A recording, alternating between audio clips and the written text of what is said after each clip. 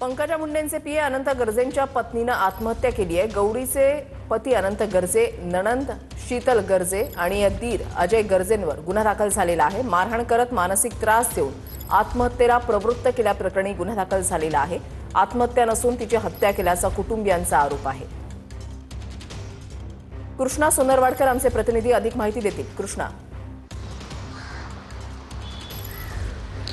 वृषाली, या सगळ्या प्रकरणामध्ये रात्रीपासून गौरी गर्जे यांचं आई वडील जे आहेत ते वरळी पोलीस ठाण्यामध्ये होते आणि तेव्हापासून सातत्याने ते अनंत गर्जे यांच्यावरती आरोप करत आहेत। मात्र आता या प्रकरणामध्ये सासरच्या मंडळींकडून त्रास देणं त्याचबरोबर आत्महत्येस प्रवृत्त केल्याप्रकरणी जी बीएनएसची कलम आहे त्या अंतर्गत अनंत गर्जे, त्यांची बहीण शीतल गर्जे आणि भाऊ अजय गर्जे यांच्यावरती गुन्हा दाखल करण्यात आलेला आहे। मात्र एफआयआर मध्ये जो रितसर जबाब गौरी गर्जे यांच्या वडिलांनी दिलेला आहे त्यामध्ये अनेक खुलासे सुद्धा केलेले आहेत। मागच्या काही दिवसापासून सातत्यानं गौरीला घरामध्ये त्रास दिला जात होता, त्यांची नणंद आणि दिराकडून सुद्धा हा त्रास दिला जात होता। त्याचबरोबर पती अनंत गर्जे यांच्याकडून मारहाण सुद्धा केली जात होती आणि शिवाय वेगवेगळ्या कारणावरून खटके उडत होते आणि एका कारणावरून म्हणजे अनंत गर्जे यांच्या लग्नाआधी एक विवाहबाह्य संबंध होते आणि त्या कारणावरून त्या दोघांमध्ये खटके उडत होते आणि म्हणून दोघांच्या मध्ये जे काही भांडणं होत होते त्यावेळेला गौरी त्यामुळे मानसिक धक्क्यामध्ये होते असा सुद्धा जबाब त्यांच्या वडिलांनी दिलेला आहे आणि त्यामुळे ही नेमकी आत्महत्या आहे की हत्या आहे की घातपात आहे याचा देखील कसून तपास व्हावा आणि चौकशी व्हावी असं देखील या मुलीच्या वडिलांनी स्टेटमेंट दिलेलं आहे। त्या अंतर्गत सासरच्या मंडळींकडून त्रास देणं,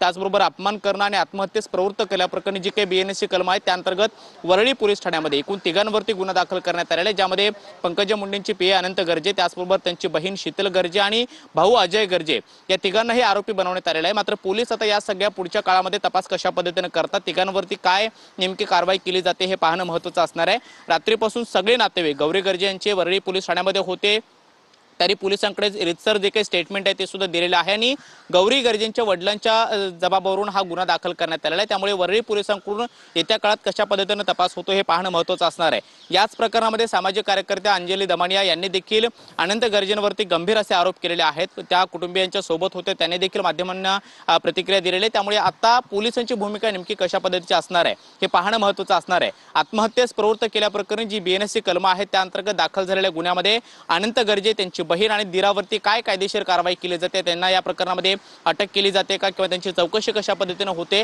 हे पाहणं महत्त्वाचं असणार आहे। मात्र एफआयआर मधला जो काही कंटेंट आहे त्या सगळ्या एफआयआर मधल्या जबाबानुसार तरी गौरी गर्जेला मागच्या काही दिवसापासून सातत्याने घरामध्ये त्रास दिला जात होता, त्याचबरोबर त्याचा अपमान सुद्धा केला जात होता आणि ज्या कारणावरून हे सगळे खटके उडत होते त्या कारणावरून तो विषय वाढवल्यास मी स्वतः आत्महत्या करेन अशी धमकी सुद्धा अनंत गर्जे यांनी दिलेली होती असं देखील जबाबामध्ये नमूद करण्यात आलेलं आहे। नक्कीच धन्यवाद कृष्णा दिलेल्या सविस्तर माहितीसाठी।